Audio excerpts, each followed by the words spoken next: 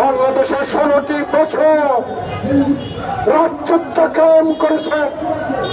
16টি বছর সংবাদপত্রের স্বাধীনতা নস্যাৎ করে দিয়েছিলেন।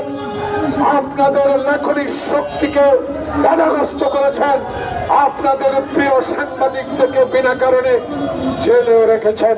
শুধু আপনারা নয়, বাংলাদেশে যারা গণতন্ত্রের কথা বলতো, বাংলাদেশে যারা মানুষের অধিকারের কথা বলতো, বাংলাদেশে যখন মানুষের ভোটাধিকারের কথা বলতো, বাংলাদেশে যখন দ্রব্যমূল্য ঊর্ধ্বগতির কথা বলতো, যখন বাংলাদেশে নিয়মিত না অনিয়মিত বিদ্যুতের দাম বাড়িয়ে দিলে প্রতিবাদ করতে পারতো না, দ্রব্যমূল্যের ঊর্ধ্বগতির প্রতিবাদ করতে পারতো না, সেই শেখ হাসিনার 16 বছরের ইতিহাস আজকে নতুন করে বলার কোনো প্রয়োজন নাই।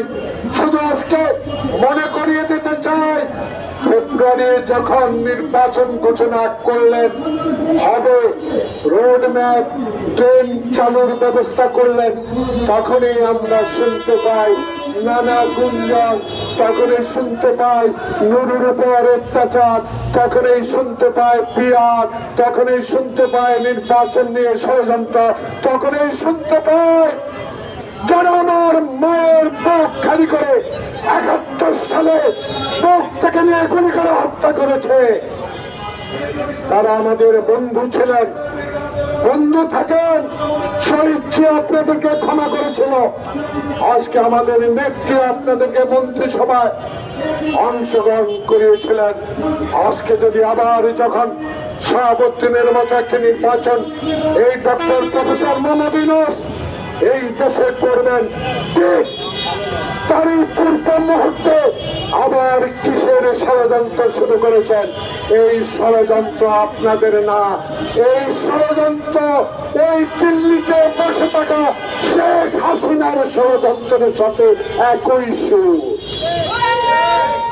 তাই আজকে গণতন্ত্র ফোরামের এই সভা থেকে একজন রাজনৈতিক কর্মী হিসাবে বাংলাদেশের স্বাধীনতার যুদ্ধে খালি পায়ে অংশগ্রহণ করা একজন যোদ্ধা হিসাবে বিনয়ের সঙ্গে অনুরোধ জানাবো, যখন 18 কোটি মানুষ 16 আগস্টের বিপ্লবের পর তারেক রহমানের অখণ্ড সমর্থনের মধ্য দিয়ে বাংলাদেশে গণতন্ত্র প্রতিষ্ঠার একটা পথ সুগম হচ্ছে, সেই পথকে বাধা দেওয়ার আবার আপনারা ষড়যন্ত্র শুরু করেছেন।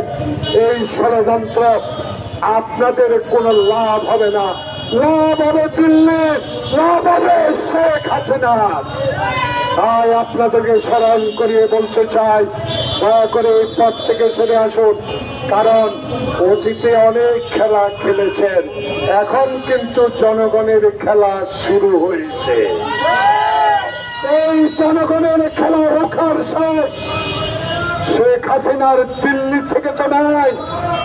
আপনারা যারা বলেন পিয়ার, আপনারা যারা বলেন নির্বাচন হতে দেবে না, আপনাদের পক্ষে সম্ভব না, কারণ এদেশের জনগণ প্রফেসর মোহাম্মদ ইউনূসকে সমর্থন দিয়ে এই সরকার পরিচালনার দায়িত্ব দিয়েছে। যতই আইন শৃঙ্খলার অবনতির চেষ্টা করেন, কিছুতেই লাভ হবে না, লাভ জনগণের হবে, কারণ জনগণ 16 বছর কোন ভোট দিতে পারে নাই। আমার নেতা তারেক রহমান, আমার ভোট আমি দেব, আমার পছন্দের লোককে ভোট দেব, আর দিনের ভোট দিনে হবে না।